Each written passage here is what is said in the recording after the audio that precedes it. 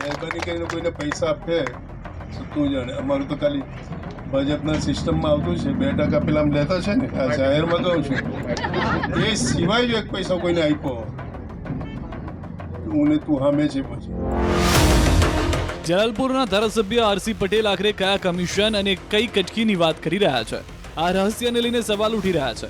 અહીં વિજલપુરના ડોળી તળાવની કામગીરીના ખાતમુહૂર્ત પ્રસંગે આરસી પટેલ આક્રમક જોવા મળ્યા. ધારાસભ્ય સાહેબે કોન્ટ્રાક્ટર અને અધિકારીને પહેલા તો અભય વચન આપ્યું કે જો તારી પાસે કોઈ કમિશન માગે તો આપતો નહીં. આ મહા મહેનતે 4 કરોડ રૂપિયા મંજૂર કરેલા છે. નવસારીવાળા મંજૂરી જ નહીં કરવા દેતા, એટલે મહા મહેનતે આ કરેલા છે.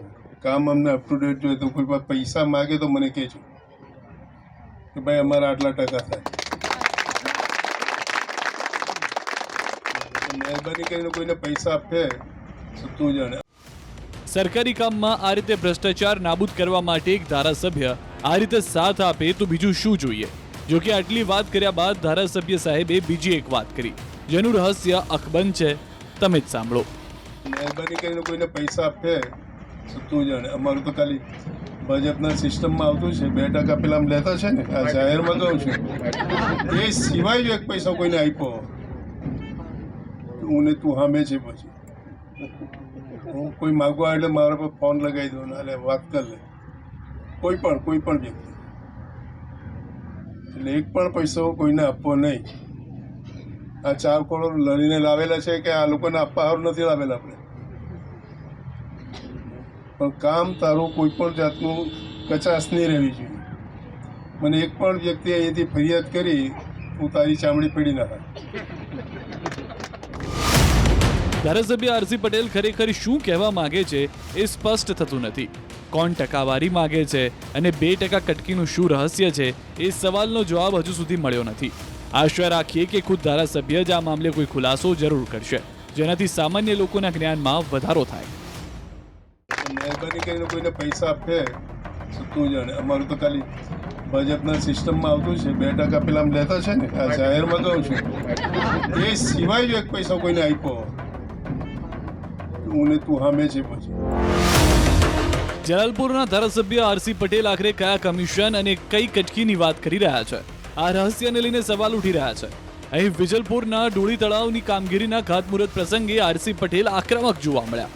ધારાસભ્ય સાહેબે કોન્ટ્રાક્ટર અને અધિકારીને પહેલા તો અભય વચન આપ્યું કે જો તારી પાસે કોઈ કમિશન માગે તો આપતો નહીં.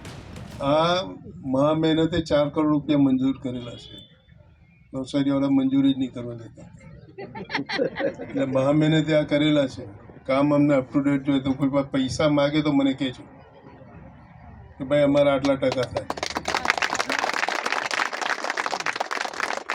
મહેરબાની કરીને કોઈને પૈસા આપે તો તું જાણે. સરકારી કામમાં આ રીતે ભ્રષ્ટાચાર નાબૂદ કરવા માટે એક ધારાસભ્ય આ રીતે સાથ આપે તો બીજું શું જોઈએ?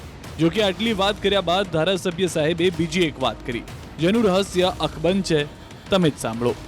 મહેરબાની કરીને કોઈને પૈસા આપે તો તું જાણે. અમારું તો ખાલી ભાજપના સિસ્ટમમાં આવતું છે 2% પેલા આમ લેતા છે ને, આ જાહેરમાં કહું છું. એ સિવાય જો એક પૈસા કોઈને આપ્યો હું ને તું સામે છે પછી. હું કોઈ માગવા એટલે મારા પર ફોન લગાવી દો ને એટલે વાત કરી લે કોઈ પણ વ્યક્તિ. એટલે એક પણ પૈસો કોઈને આપવો નહીં. આ 4 કરોડ લડીને લાવેલા છે કે આ લોકોને આપવા સારું નથી લાવેલા આપણે, પણ કામ તારું કોઈ પણ જાતનું કચાશ નહીં રહેવી જોઈએ. મને એક પણ વ્યક્તિ અહીંયાથી ફરિયાદ કરી હું તારી ચામડી પડી નાખા.